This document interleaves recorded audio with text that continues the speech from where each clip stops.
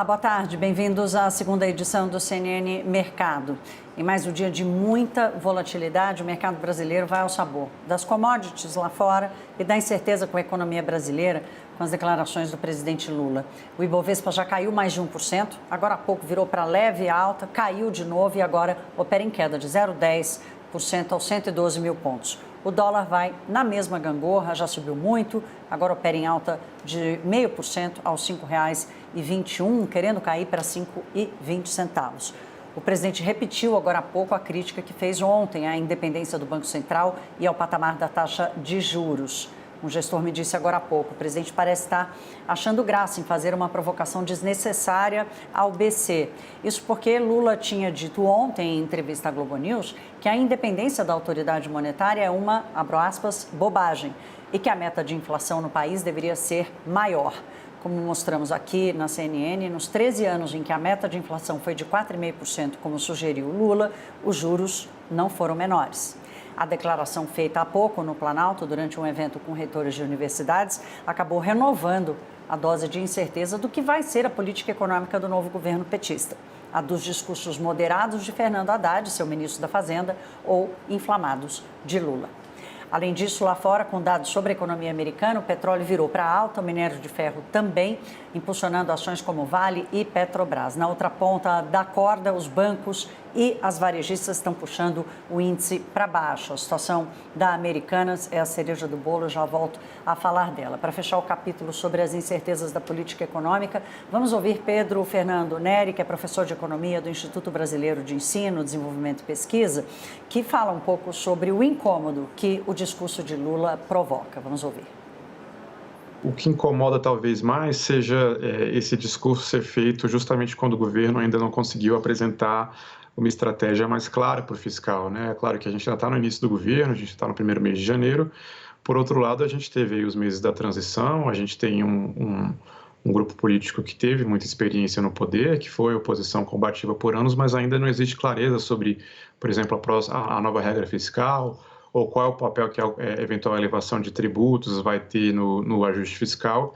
Então, eu acho que talvez menos do que isoladamente a fala de aumentar um pouco a meta de inflação, é o conjunto desses sinais que não parece auspicioso, né? Parece que a gente quer talvez resolver as coisas na marra, digamos assim, né? Porque se a gente tivesse uma trajetória mais clara para o que vai ser o fiscal, esse discurso não incomodaria tanto, mas me parece que está sendo colocado uma ênfase muito grande na conta de juros e não tanto na necessidade de ter um resultado primário sustentável.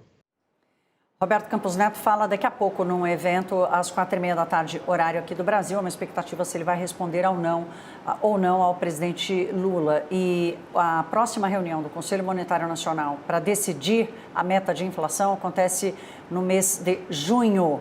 Até lá, esse debate vai continuar quicando no mercado. Pois bem, vamos falar de Americanas, porque também está sendo acompanhado de perto. A empresa anunciou mais cedo, hoje, em fato relevante, que pode pedir recuperação judicial em caráter de urgência nos próximos dias ou próximas horas. A companhia também informou que tem no caixa 800 milhões de reais, todo mundo sabe que é insustentável para manter a operação. Vale lembrar que ontem o BTG Pactual conseguiu uma vitória importante na justiça, não vai precisar devolver 1 bilhão e 200 milhões de reais à varejista e outros bancos estão fazendo a mesma coisa, buscando impedir o saque de recursos que a Americanas tem com eles. A apuração da Raquel Landim, nossa analista de economia, em conversas com executivos envolvidos, é de que o comunicado com risco de decretar a recuperação judicial foi como uma ameaça aos credores que pressionam os acionistas da Americanas.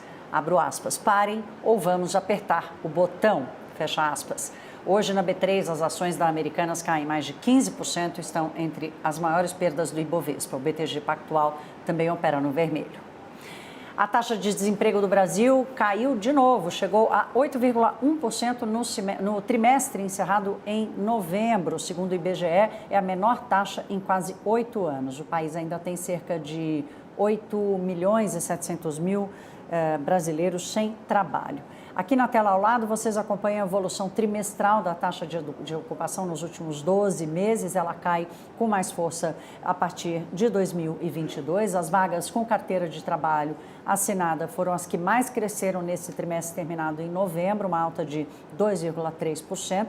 E agora já são 37 milhões, quase 37 milhões de brasileiros com empregos com a carteira assinada no Brasil. A renda também mostrou, a renda real dos salários também mostrou mais um trimestre de crescimento. O CNN Mercado fica por aqui, às 6h50, vocês têm Fernando Nakagawa com as atualizações e o fechamento de hoje. Uma boa tarde.